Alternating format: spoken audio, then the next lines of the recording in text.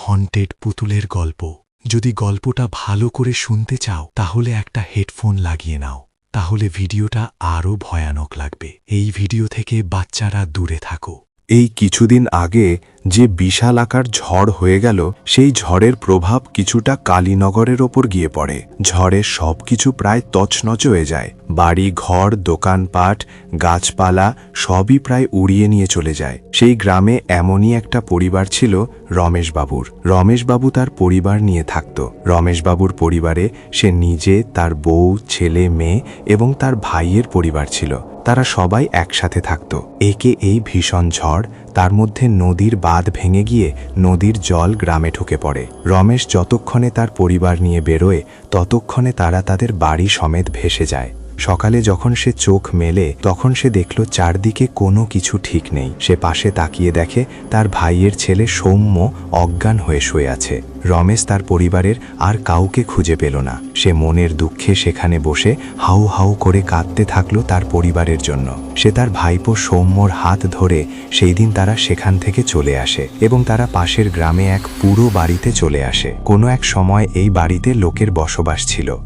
আগে যারা বাড়ি ছেড়ে চলে গেছে তারা সেই বাড়িতে অনেক জিনিস রেখে গেছে, যেমন খাট, আলমারি, আরও অনেক কিছু। কিন্তু অনেক জিনিস তাদের কাজে লাগতো না। সেই সব গোছাতে তার অনেকটা সময় লাগে। এদিকে সৌম্য তার পরিবার হারানোর ফলে কেমন যেন একটা কষ্টের মধ্যে থাকত।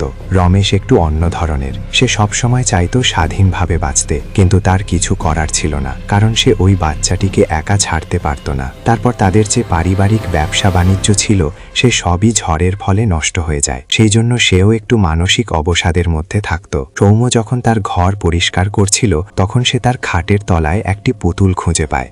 সে পুতুলটার ধুলো পরিষ্কার করে নেয়। পুতুলটা প্রায় নতুনের মতো মনে হচ্ছিল। সে পুতুলটা পেয়ে খুব খুশি হয় এবং সে ওই পুতুলটার নাম দেয় সোনু। সে পুতুলটা নিয়ে আনন্দ করতে থাকে। সে পুতুল পাওয়ার পর তার পরিবার হারানোর কষ্টটা অনেকটা কমে যায় আর সে আগের মতো স্বাভাবিক হয়ে ওঠে। এর ফলে রমেশের অনেকটাই সুবিধা হয়, কারণ তাকে সৌম্যের প্রতি নজর রাখতে হতো না।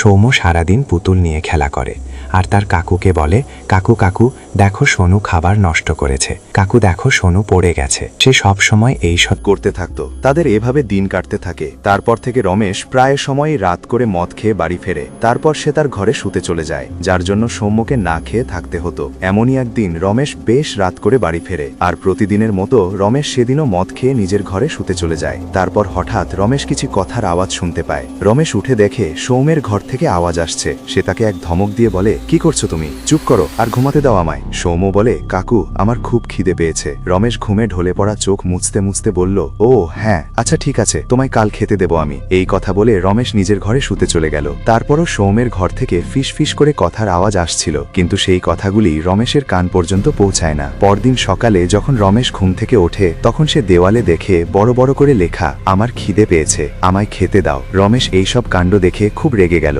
সে সৌম্য সৌম্য বলে ডাকতে থাকে। রমেশ নিচে পা ফেলতেই একটা ব্যথা অনুভব করে। রমেশ তার পায়ের দিকে তাকাতেই চিৎকার করে উঠল। সে দেখল তার পায়ের দুটি আঙুলকে ছিঁড়ে নিয়েছে। রমেশ যন্ত্রণায় ছটফট করতে করতে ডাইনিংয়ে এসে দাঁড়ায় আর সৌম্যকে ডাকে। সৌম্য ঘর থেকে তার পুতুল হাতে করে নিয়ে বেরিয়ে এলো। তার মুখের চারপাশ রক্তে ভর্তি। রমেশ দেখে আতকে উঠে পিছনে সরে এলো। সেই পুতুলটার সারা গায়ে রক্তের দাগ। রমেশ ভয়ার্ত গলায় বলে উঠল, এগুলো কি হচ্ছে এসব?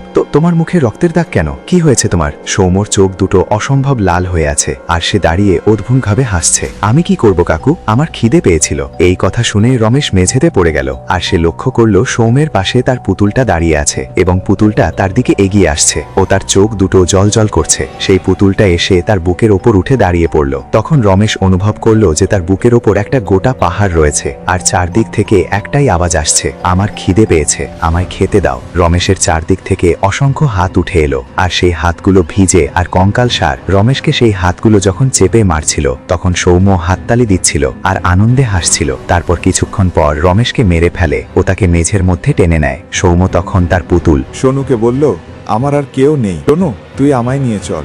প্রায় ৩-৪ মাস পর ওই বাড়িতে অন্য আর একটা পরিবার থাকতে আসে। তারা তাদের জিনিসপত্র গোছানোর সময় খাটের তলায় দুটি পুতুল খুঁজে পায়। এই ভিডিওটা যদি ভালো লাগে তাহলে কমেন্ট অ্যান্ড লাইক করো আর এরকম হরর স্টোরি পেতে আমাদের চ্যানেলটা সাবস্ক্রাইব করো।